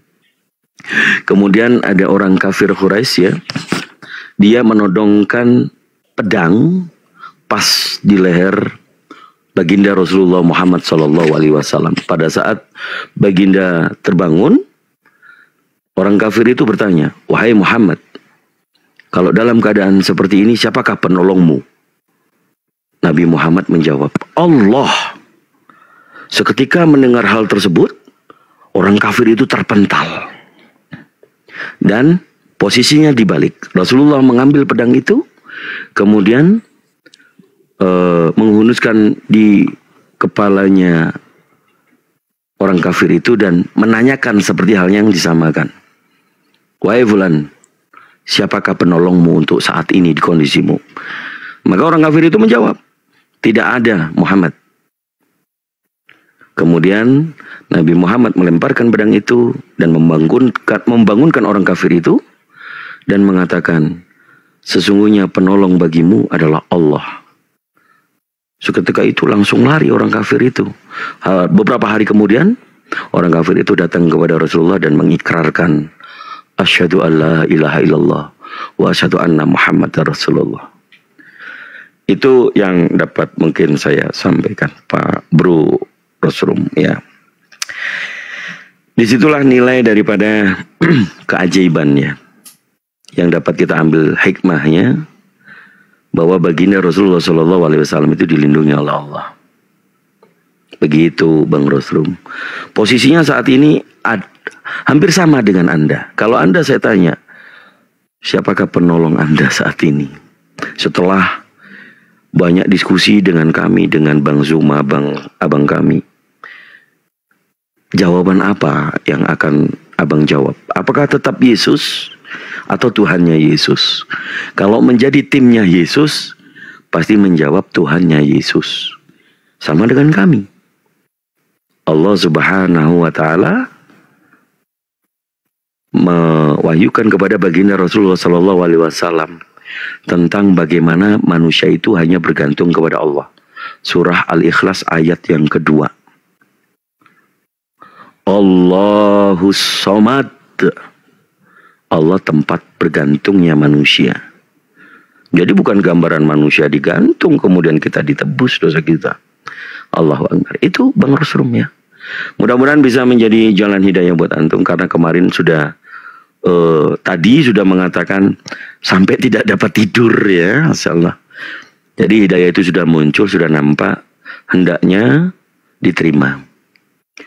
Kita yakini orang-orang baik diberikan petunjuk oleh Allah dan dipilih oleh Allah. Terima Islam. Yuk ikuti saya. KTP-nya belum Ustaz, sahabat. Enggak, saya mau minum, mau ikuti saya. Oh, gitu.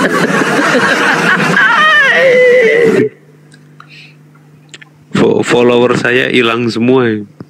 Aman, nanti store KTP bisa langsung full 2000. Orang kalau mau syahadat dapat bonus follower 1000 kok. Oh iya. Coba gini Ustadz Alif, Kang Dito, kalau lihat wajah Bang Rostrum ini, kalau lihat wajahnya itu enggak mencerminkan Kristen loh kalau diperhatikan. Coba nanti kalau lihat kayak yoga itu kan. Ah udah jangan main doktrin-doktrinan lah nanti ke ke pembahasan lagi aja. Nah, ini mah gombal-gombalan jadinya nggak seru. Iya. Tapi gini itu kembali ke ayat yang tadi, apa yang masih mengganjal atau terngiang-ngiang, terbayang-bayang, tersepona atau gimana gitu, apa yang masih ada di benak. Ungkapkan, katakan yang ingin Anda katakan, jangan engkau katakan yang tidak ingin engkau katakan, dan Anda mulai berkata dari sekarang. Pakai timer ini ya. Ya itu 727. Itu mah judul lagu kali. 7273 ini dari Al-Maidah ini itu merangkum satu karangan dari Yohanes. Nah, ini yang membuat saya benar-benar berpikir keras. Dengan dua ayat ini itu merangkum daripada satu karangan Yohanes gitu. Itu sih Kang Dito yang jadi ini. Nah, yang ingin saya tanyakan, ada nggak penjelasan lagi? Pernah saya mendengar bahwa di Islam itu ada statement yang mengatakan jangan membenarkan semuanya, jangan menyalahkan semuanya itu tentang Nasrani ini. Nah, ini bagaimana? Mungkin ada Bang Zuma atau yang lain yang bisa memberikan satu narasi yang tepat begitu. Ya, masuk Ustaz Alif. Itu kan berkaitan dengan peristiwa dari kalangan sahabat. Ada yang membawa lembaran-lembaran dari kitab terdahulu.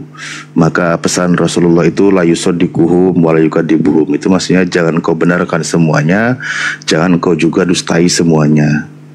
Lalu bagaimana sikapnya kita menyikapi itu? Kembali kepada Al-Quran, surah Al-Maidah ayat 48-nya, bahwa Allah turunkan Al-Quran kepada Rasulullah itu, ya kan, sebagai petunjuk, cahaya yang membenarkan kitab sebelumnya dan sebagai barometer untuk menentukan kebenaran kitab sebelumnya. Kalau di kitab sebelumnya isi ayatnya yang tidak berlawanan dengan Al-Quran, maka terimalah itu sebuah kebenaran. Kalau isi ayatnya bertentangan dengan Al-Quran, maka jangan kalian terima, karena barometer menentukan kebenarannya adalah Al-Quran.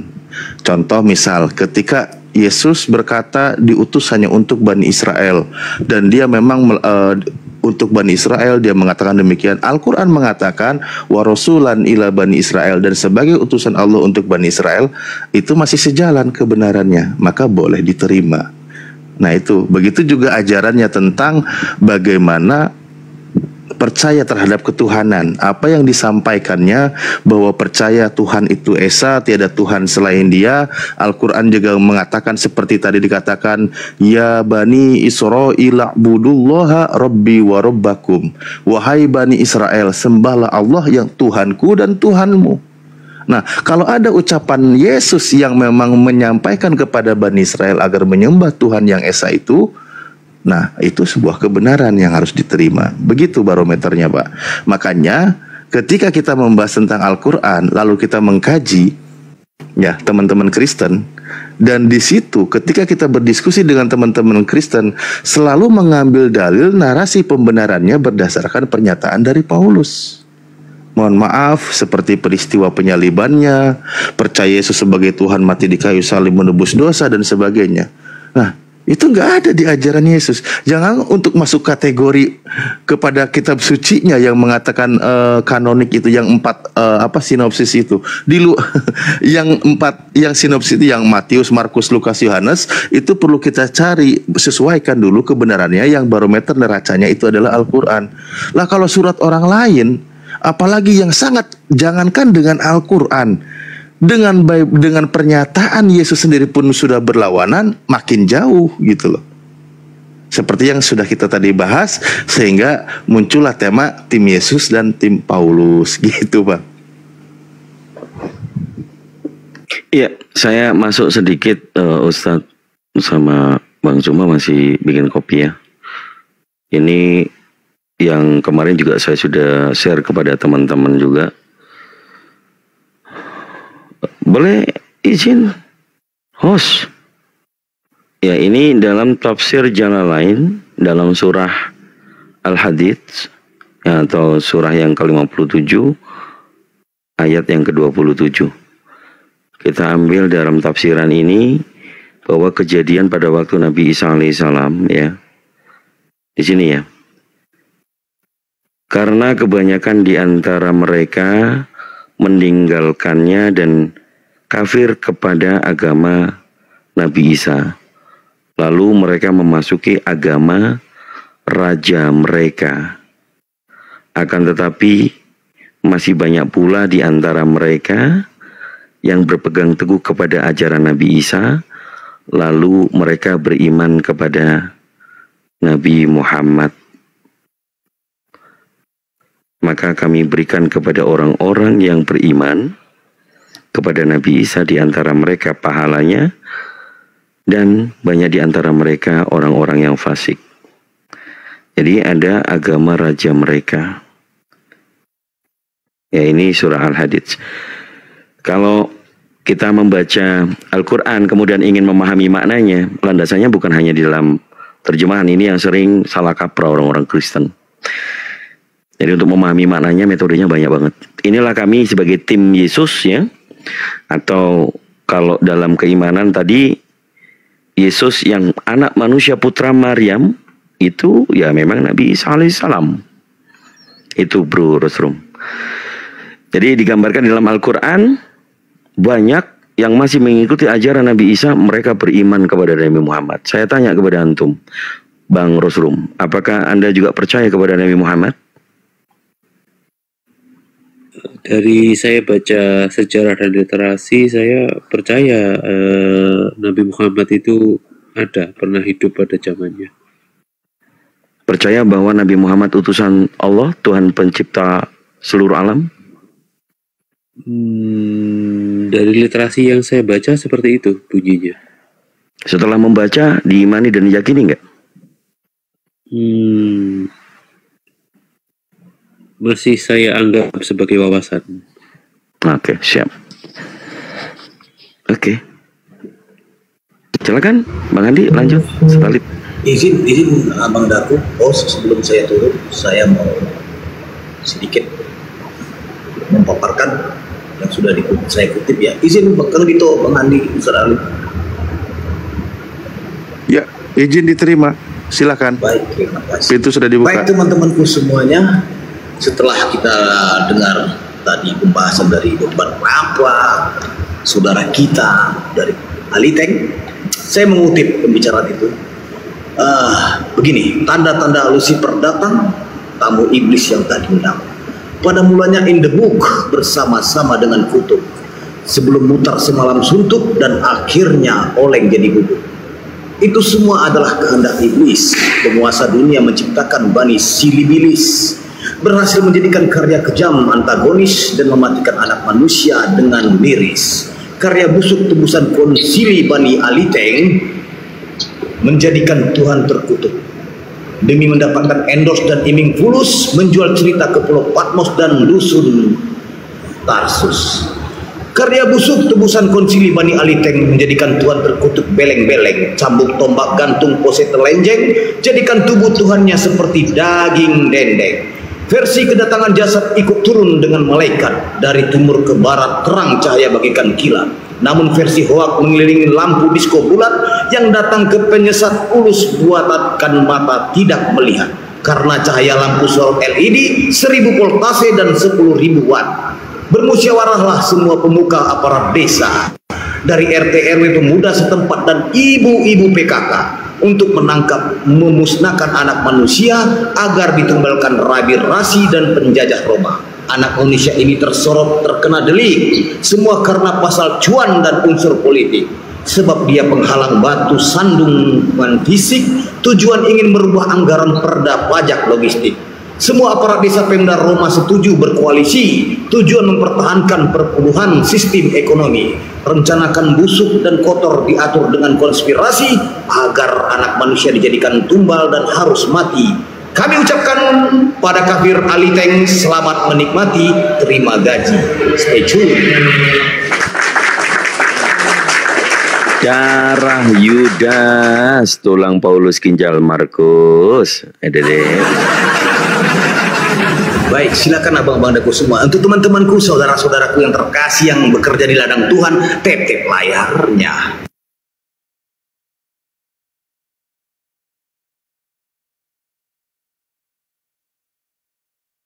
Oke, host, moderator izin dulu mau makan malam dulu. Siap, moderator siap. Ustaz Talib, monitor. Bang Rostrom, monitor. Ayo bincang-bincang lagi Bang Rostrom, nggak apa-apa. Ada lagi yang mau ditanyakan kali, silakan. Sementara cukup sih. Itu aja sudah sangat mengganggu 2 hari 3 hari ini. Enggak tenang. Baik, daripada tidak ada pertanyaan, saya coba kembangkan ya. Nah, ada ayat Al-Quran yang mengganggu, mengusik Bang Rostrum. Artinya memang ada akal sehat di situ yang bekerja, kan gitu. Kenapa mengganggu? Berarti kan masuk ke dalam benaknya. Nah, sekarang kita kembangkan. Ayat Al-Quran mengatakan bahwa telah ingkar, ya, orang tersebut itu mengingkari firman Tuhan, mengingkari ajaran nabi-nabinya. Yang lebih jelasnya lagi, orang itu disebut orang kafir. Telah kafirlah orang itu yang mengatakan bahwa Al-Masih, Allah adalah Al-Masih Isa putra Maryam. Di ayat berikutnya, telah kafirlah orang yang mengatakan bahwa Allah Al-Masih itu 3 dari yang 3 atau salah satu dari yang 3. Nah, seperti itu. Kita coba lihat nih sejarahnya. Kenapa kok bisa ayat ini ada? Bahkan di dalam Al-Qur'annya tadi, dan ada beberapa ayat yang mengatakan Al-Masihnya sendiri tidak berkata seperti itu. Dia berkata, sembahlah Allah yang Tuhan dia, Tuhanku dan Tuhanmu. Gitu loh. Itu yang dia katakan. Maka kenapa dihukumi kafir orang tersebut? Kita pertanyakan, itu ajaran dari siapa dan siapa yang mengajarkan? Karena pasti bukan dari sumber pengajar tersebut yang dinamakan Nabi Isa alaihissalam. Akhirnya masuk contoh konsep yang ajaran 3 dalam 1, yang seperti tadi 3 pensil ditumpuk atau apa seperti itu siapa yang mengajarkan? Karena itu bukan dari pengajar Bani Israel yang tadi disebutkan, seorang utusan Tuhan, bukan dari situ. Nah, kita punya usut, kita buka sejarahnya, kan gitu. Saya yakin di situ Bang Rostum sudah punya banyak datanya. Ternyata memang ajaran konsep misal Trinitas, Tritunggal atau Oneness itu bukan dari ajaran Yesus. Itu rumusan dari bapak-bapak gereja yang sebelumnya mereka para penyembah berhala, lalu dia convert ke dalam kekristenan, membuat sebuah rumusan bahwa Yesus salah satu dari 3 Tuhan, atau bahwa Yesus adalah Elohim itu sendiri yang turun ke bumi menjadi manusia. Bahkan di KPR 14 nomor 11 juga dikatakan memang itu sudah menjadi tradisi pemahaman bangsa Yunani. Dalam pemahaman mereka, ketika seseorang bisa melakukan sesuatu mukjizat, melakukan sesuatu keajaiban, ini sama saja dengan bahwa dewa itu sudah turun ke bumi dalam bentuk manusia. Ketika Yesus melakukan pengobatan, penyembuhan orang yang lumpuh di tengah bangsa Yunani, orang bangsa Yunani berkata, oh, dewa telah turun ke bumi dalam bentuk manusia. Paulus disebut Zeus, Barnabas disebut Hermes, saya ingatku kalau nggak salah di situ. Artinya konsep ajaran-ajaran Tuhan turun ke bumi dalam bentuk manusia itu bukan dari pengajar Bani Israelnya, tapi memang dari oknum lain. Nah, itu saya tidak akan lebih jauh dari sejarah ini, karena saya yakin Bang Rostrum punya data sejarahnya. Sejarah Trinitas, sejarah Oneness itu dibentuk oleh siapa? Terima kasih. Terima kasih, Bang. Sama-sama. Betul nggak Kojiro? Oh betul, sip, mantap, terima kasih. Oke, ya itu Makanya umat Islam seperti tadi yang disampaikan dalam sebuah hadisnya bahwa informasi dari ahli kitab itu jangan kau telan bulat-bulat. Tapi jangan engkau katakan bahwa itu seutuhnya dusta atau salah. Jangan kau katakan seutuhnya itu benar. Gitu kan. Kenapa demikian? Nabi kami ternyata sangat bijak. Nabi kami sangat bijak. Jangan engkau dustakan semuanya, karena bisa jadi di situ masih ada sisa kebenaran firman Tuhan. Kan gitu. Jangan engkau benarkan semuanya, karena memang Al-Quran juga menyebutkan karena di situ banyak karangan manusia tapi dianggap sebagai firman Tuhan. Jadi umat Islam diajarkannya bahwa posisinya di tengah, posisinya punya neraca, punya barometer menentukan bahwa ini benar dan ini salah, yaitu Al-Quran. Seperti itu. Maka kami pelajari lagi ketika membahas tentang Injil yang diturunkan kepada Nabi Isa. Bismillahirrahmanirrahim. Nabi Isa berkata di dalam Al-Quran, aku ini hamba Allah, diberikan Alkitab, Injil, aku dijadikan seorang Nabi. Oh, berarti kategori Injilnya itu adalah firman Allah yang diturunkan kepada Nabi Isa alaihissalam. Maka barometernya adalah firman Allah itu ucapan Nabi Isa yang Nabi Isa ajarkan terhadap umatnya.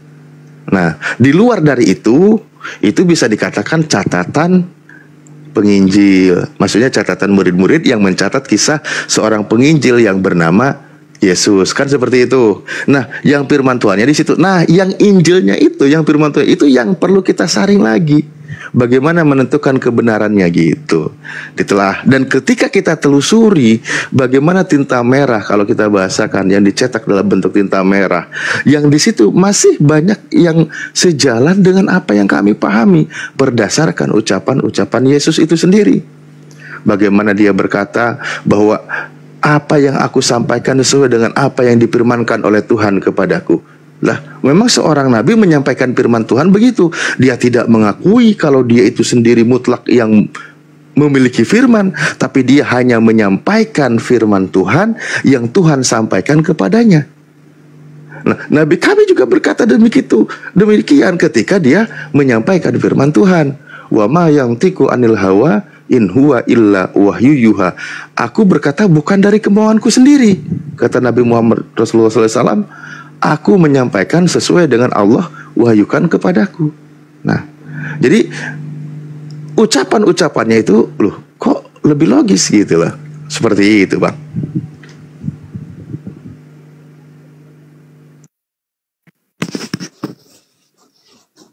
Oke, Bang, diterima. Siap. Ya itulah ya. Kita sejarahnya sudah. Sebenarnya hal seperti ini kita bahas lebih lanjut lagi. Memang melakukan sebuah perubahan revolusi dalam diri sendiri itu kan perlu kesiapan mental yang sangat kuat. Persiapan semuanya itu. Tinggal orang itu bersiap untuk itu atau hanya berangan-angan untuk itu atau hanya ragu untuk maju dan lain sebagainya. Itu kembali kepada pribadi masing-masing. Seandainya Islam diajarkan untuk memaksa orang lain masuk ke dalam Islam, maka dalam diskusi ini saya akan paksa Anda untuk masuk Islam. Sayang sekali Al-Quran mengajarkan tidak boleh memaksa orang lain untuk masuk ke dalam Islam. Walaupun orang tersebut sudah menerima secara akal sehat bahwa ajaran Islam itu bisa diterima gitu. Karena apa? Karena Islam itu diturunkan, diajarkan, Nabi kami mengajarkan yang ajarannya adalah Al-Quran. Al-Quran diterima oleh Nabi kami itu buat orang-orang yang mau berpikir, bukan buat orang-orang yang hanya mau menerima dogma. Yang penting Yesus Tuhan masuk surga, bukan gitu. Tapi kata Allah di dalam Al-Quran surah Yusuf juga ayat 2 untuk orang-orang yang mau berpikir gitu. Ya Allah, luar biasa. Loh, tadi ngomong katanya ada Bruce Lee.